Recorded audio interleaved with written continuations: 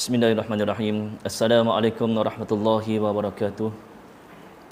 Alhamdulillahi rabbil alamin. Wassalatu wassalamu ala asyrafil anbiya'i wal mursalin wa ala alihi wa sahbihi ajma'in. Subhanaka la 'ilma lana illa ma 'allamtana innaka antal alimul hakim. Rabbi shrah li sadri wa yassir li amri wahlul 'uqdatam min lisani yafqahu qawli. Amma ba'du. Alhamdulillah, syukur kita kepada Allah Subhanahu wa taala, selawat dan salam buat junjungan Nabi Muhammad sallallahu alaihi wasallam. Alhamdulillah, pada pagi yang berkat ini, di pagi Jumaat, hujan renyai-renyai di luar sana, alhamdulillah dapat kita menghirup udara segar dengan izin Allah Subhanahu wa taala. Kita rasa gembira, kita rasa syukur. Allah Subhanahu Wa Taala bangunkan kita pagi tadi. Allah Subhanahu Wa Taala bangunkan kita pada pagi tadi hinggalah ke saat ini.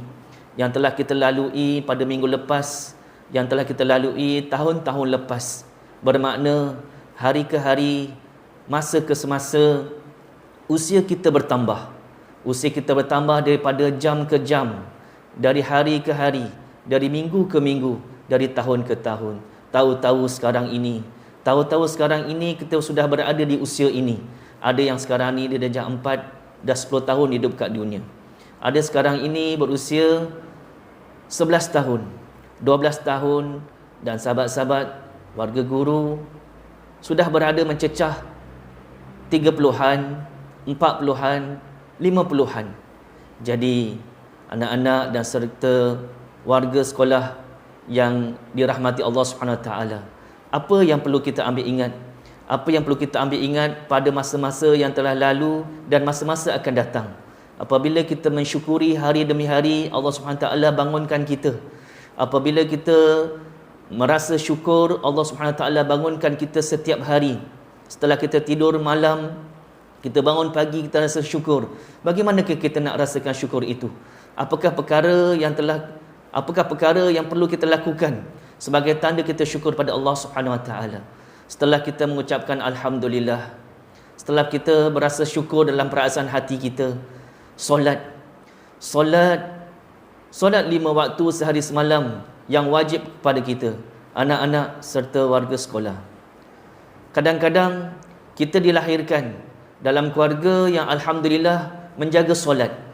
Kita nampak mak solat, ayah solat, adik-beradik solat, alhamdulillah. Maka dekat sana situasi kita, keadaan kita yang senantiasa dalam situasi solat, alhamdulillah.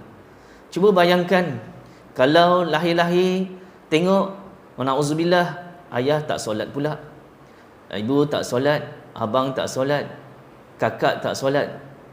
Solat pun ada tapi macam tak cukup sahaja. Anak-anak, maka dipertanggungjawabkan pada kita secara individu, maka dipertanggungjawabkan kita secara peribadi. Setiap orang wajib menunaikan solat. Berusia darjah 1 sudah diarahkan, sudah diperintahkan supaya belajar solat. Terus sampai sekarang ni darjah 4, 5, 6 sepatutnya sudah cukup 5 waktu sehari semalam sekurang-kurangnya. Anak-anak, dan kalau kita nampak tadi keluarga dalam keadaan solat, alhamdulillah, kita sama-sama terbimbing. Dan seandainya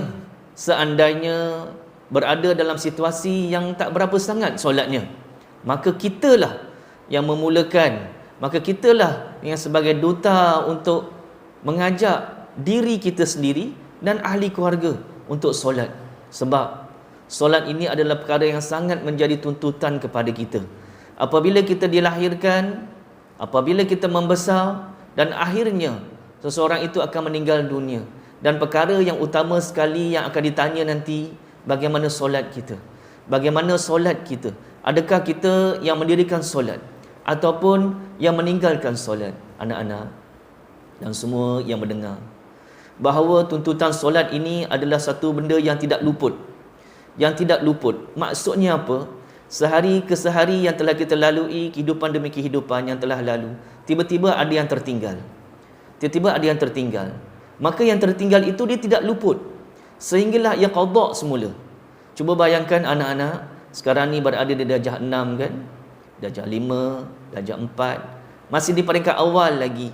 Dan cuba bayangkan kalau sekarang ni sudah berusia contohnya 30 tahun, 40 tahun, yang dahulunya semasa awal-awal remaja dah tak solat, yang dahulunya semasa lepas akhir balik tak solat, maka yang tak solat tadi itu menjadi tanggungjawab kita untuk mengqada semula. Anak-anak, cuba bayangkan berapa banyak nak qada tu. Cuba bayangkan berapa banyak nak qada tu. Walhal dah pada waktu itu dah tak larat dah sakit. Dan pada masa itu dah menyesal. Pada masa itu dah rasa menyesal sebab dulu kenapa tak solat? Kenapa dulu tak solat? Maka anak-anak, hari ini saya berpesan pada diri saya dan untuk sahabat-sahabat semua bahawa solatlah. Sebab solat itu menjadi tanggungjawab yang ditentukan dan tak luput. Selagi ianya tidak ditunaikan, selagi itu ianya menjadi tanggungjawab dan kiranya keberhutangan. Jadi sekarang ini suara ini kita dengari. Suara ini kita dengari di awal-awal usia. Yang mungkin sekarang ni sudah akhir balik, yang mungkin sekarang ni yang belum akhir balik. Maka tuntutannya bermula darjah 1 sudah mula belajar.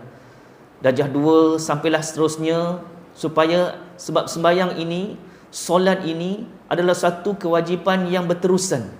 Maka apabila ia berterusan, kerana perlu dipelajari daripada awal dan dibiasakan. Perlu dipelajari dari awal dan dibiasakan, supaya apabila di waktu yang diwajibkan kepada individu, kita sudah terbiasa dan kita dah tahu macam mana yang sah, yang sunat, yang makruh, yang sepatutnya. Maka masa itu sudah biasa pada kita. Dan bahasa Melayu ada kata, alah bisa tegal biasa. Alah bisa tegal biasa. Apabila kita rasa bangun pagi tak solat pagi tadi, kita rasa macam resah, macam rasa tak selesa, macam rasa yang tak kena, sebab benda tu dah biasa. Tetapi cuba bayangkan pada masa itu kita tak biasakan, kita tak rasa apa-apa pun, masa itu dah akhir balik dah, dan masa itu dah 20-an dah, macam tak ada apa-apa. Anak-anak, tadinya tu tadi, apabila satu detik waktu kita, Allah SWT campakkan pada diri kita keikhsafan, Allah SWT campakkan kepada kita rasa bersalah, maka masa itu kita tersedar bahawa banyak solatnya telah ditinggalkan. Bayangkan pada masa itu berapa banyak kita nak qada tu semua.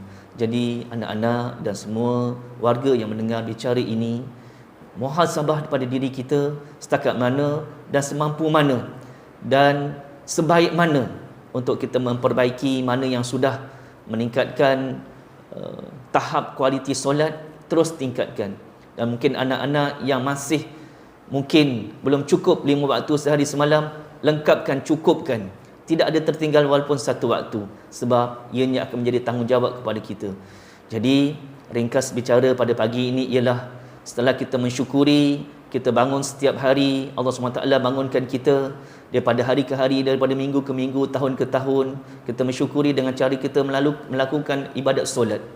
Dengan kita melakukan ibadat solat, mudah-mudahan Allah SWT bimbing kita, termasukkan nama kita dalam senarai orang yang selalu mengerjakan solat dan solatnya yang diterima oleh Allah SWT.